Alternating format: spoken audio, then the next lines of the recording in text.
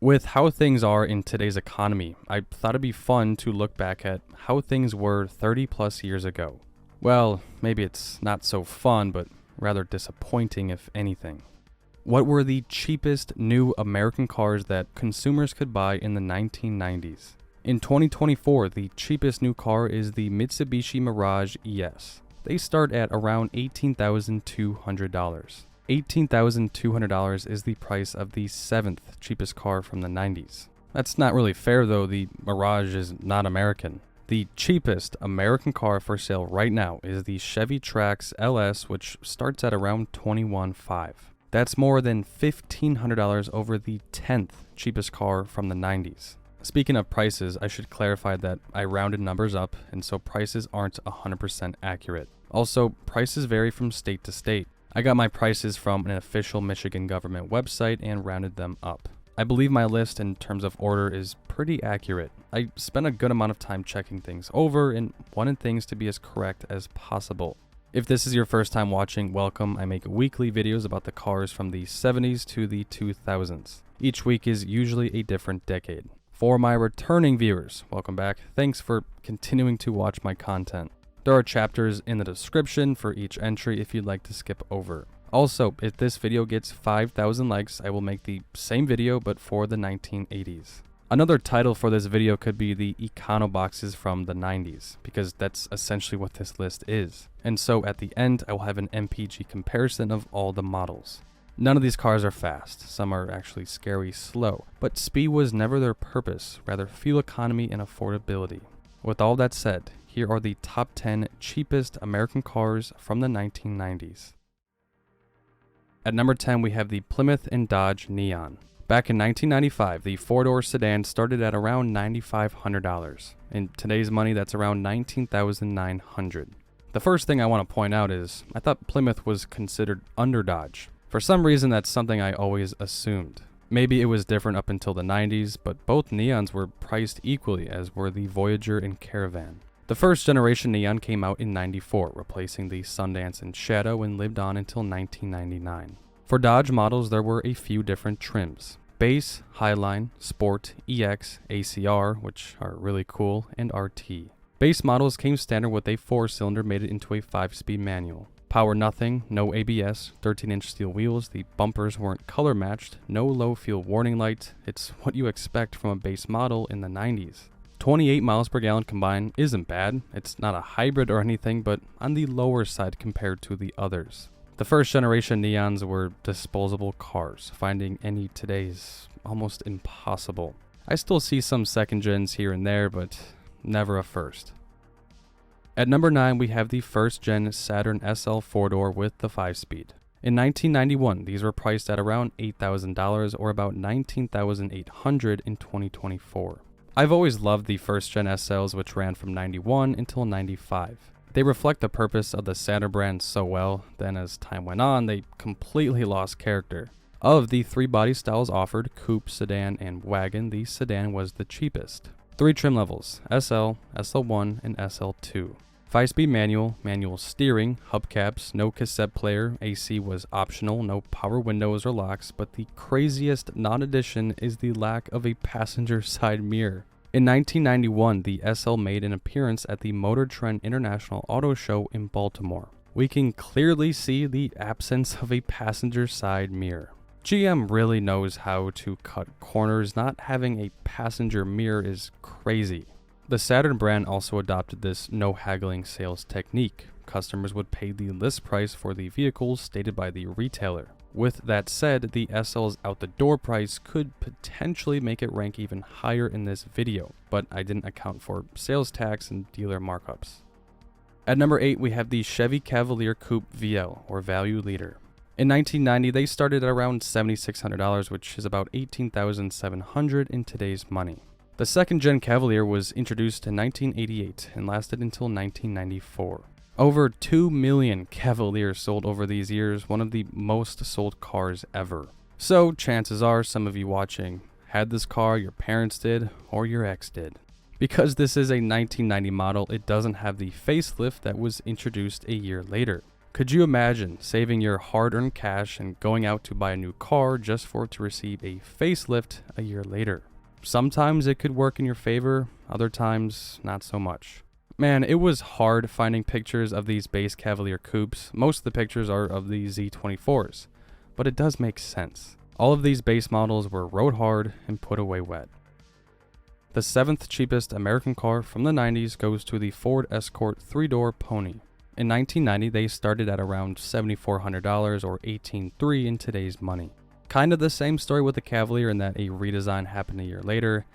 Actually, it's worse. In 1990, the first-gen Escort was still being offered after its release back in 1981. A whole new generation came out in 1991, just 1 year later. Of all the body styles, the 3-door hatchback with the base trim, which they called Pony, don't understand that reference, was the absolute cheapest. 4-speed manual, no power steering, no standard AC, semi-styled steel wheels, nice of them to semi-style them for you, cloth seats, bumpers weren't color matched. This trim was a constant reminder that you had the value package. Because of the lack of options and equipment, these Escorts weighed lighter, and therefore you got the best fuel economy. Rated at 28 city and 38 highway with a combined of 32 miles per gallon, which is very impressive for a car design in the early 80s. Ford was still able to squeeze out almost 300,000 of these after a near decade on the market. I believe the Escort was a direct competitor to the Cavalier, and after a little bit of research, I'd take this over the Cavalier Coupe. Both cars did suffer from rust issues, and mechanically speaking, they were hit or miss. So I'm just going to go ahead and say it, but the next 6 cars aren't technically American. I'm sure you guys knew that coming into this though. The 90s was a very popular time of rebadged and captive imports. The Japanese and Koreans dominated the Econobox segment. Wait, actually hold on. After looking up something, there's still one last car that was manufactured and marketed by an American brand. But just one. I thought I'd be transparent with you all on this. The title says American and technically half the list isn't. But these cars are still unique and memorable, and they might give you a good laugh. 6th generation Pontiac or Daewoo Le Mans. Back in 1990, they started at around $7,300 or $17,600 in 2024. This was the smallest Pontiac in the lineup, replacing the 1000 or Chevette, and was a captive import. Of the different body styles and trims, the bottom of the barrel went to the 3-door hatch VL or value leader. There was even this GSE trim, top of the line model with all the bells and whistles that cost $3,500 more than the VL. A trim was close to half the price of the base Le Mans. So, what did you get? Or should I say not get? No radio, the glass wasn't laminated, no AC, power nothing, no power steering, and a 4-speed manual transmission. The 5-speed came standard in the trim above. They were nice enough though to include a full-size spare tire, which is pretty much a donut, P175 70R13, but hey, base models still got it. It's a stylish, roomy car which should be very popular with family car buyers. Our only advice, order air conditioning so you can get the quicker power steering. In terms of fuel economy, one of the most important factors of a car like this, you're practically sacrificing everything else, 25 city and 34 highway with a combined of 28. Getting up to highway speeds in one of these could be very scary with its 74 horsepower 4-banger. 0 to 60 in around 13 seconds, which now that I think about it isn't all that bad. It's the 60 to 70 that takes an eternity. I do want to say before we go to our next entry that if you've owned or own any of these cars, just know I'm not making fun of you whatsoever. I've talked about the most expensive cars from most decades. I thought it'd be entertaining for you all to see the opposite. At number 5, we have the Ford Aspire 2-door, probably one of, if not the worst car in this video. It's ironic because I just said what I said, but guys, these things were notorious for issues. So these came out in '94 with a base price of around $8,300, which in today's money is about $17,700. Apart from the Neon, which is number 10 because it was released in '95, these were so cheap that a car introduced in '94 was cheaper than our 1990s models adjusted for inflation. The Le Mans started at around $7,300, the Aspire started at around $8,300. But even then, in today's money, the Aspire was still cheaper at the time. I made a video on the worst cars of the 90s from Ford, and the Aspire made that list. From personal owners, they will tell you how crap these cars were. 13-inch wheels, optional AC, optional ABS, optional rear window wiper, optional radio, but the bumpers were colored matched, so that's a plus, and standard was a 5-speed manual. Optional was the 3-speed auto, and holy crap, were those garbage, 0 to 60 in like 17 seconds. I get these are far from sports cars, unless you got the SE package with its added spoiler, but really, a 3-speed auto with 67 horsepower? I mean, even for the 90s, that's pretty bad. If it wasn't obvious enough, I'm not a fan of this car. The predecessor, which we'll get to here shortly, was way better. Believe it or not, the Omni and Horizon were still being sold up until 1990, their final year. For a base model, it would set you back around $7,000 or $17,300 in today's money. Guys, this body style was introduced all the way back in 1978. Sure, there were revisions and updates, but not so much changed from the outside. Take a look at the Omni's first year compared to its last. You see what I mean? It looks almost the same. This is the last domestic car in this video. Yes, there was a European influence in the design and some powertrain options, but they were assembled in the States. Some were assembled at the AMC Kenosha plant. My grandma was working there at the time, and if you're a longtime viewer, then if there's any way I can include AMC in the Kenosha plant, I will mention it. The Omni and Horizon were some of the first front-wheel drive economy cars mass-produced by Chrysler. 22 miles per gallon city and 31 highway with a combined of 25. Impressive numbers at the start, but as time went on, those numbers didn't look so appealing. Which makes sense, Chrysler wasn't going to put any more money into these new powertrain options. It was pretty much on its last leg.